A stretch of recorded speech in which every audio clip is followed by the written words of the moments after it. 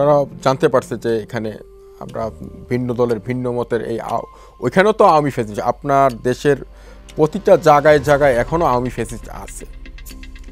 আপনার এই ফ্যাসিস্ট তো চলে যায়নি, সম্পূর্ণটা তো এখনও শেষ হয়নি। তাদের যে ফ্যাসিস্ট মনোভাব, এই মনোভাব এখনও তাদের ভিতরে আছে। তো এরপরে কি হলো? এর পরবর্তীতে আমার বাবাকে আমি একটা প্রাইভেট হাসপাতালে নিয়ে যাই, সেখানে 17 দিন লাইফ সাপোর্টে ছিল। ওনাকে তো আর বাসায় নিয়ে আসতে পারিনি আমরা।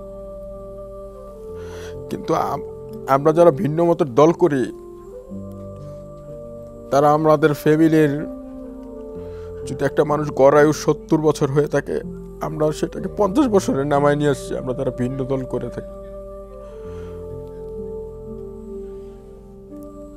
অর্থাৎ আপনার বাবাকে আর বাঁচাতে পারেননি? না, বাসায় তো আর নিয়ে আসতে পারিনি।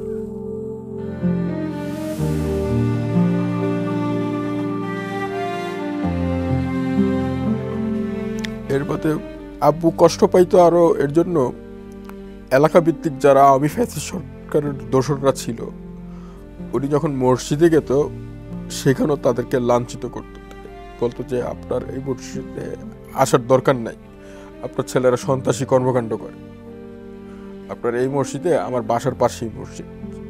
আব্বু তো স্ট্রোক করার পর চোখেও কম দেখতো, উনি আবার মসজিদে নামাজ পড়তে খুব পছন্দ করতো, বাসায় পড়তো না। বলে যে আপনার এই মসজিদে আসার প্রয়োজন নাই, আপনি আপনার ছেলেরা সন্ত্রাসী কর্মকাণ্ড করে, এগুলোতে আপনি ফিরান, এরপরে এসে। এটা কি আমরা ভিন্ন মত হওয়ার কারণে কি এটা কি সন্ত্রাসী কর্মকাণ্ড? আমি বুঝতে পারছি মামুন আপনার আবেগের বিষয়টা। আসলে আপনার বাবা শুধুমাত্র আপনি ভিন্ন দল করার কারণে আপনার বাবাকে আসলে এভাবে বিনা চিকিৎসায়, এক কথায় যদি আমরা বলি, ওই সময় যদি সঠিক চিকিৎসাটা দেওয়া যেত, হয়তো বা আমার বাবা সম্ভব হতো।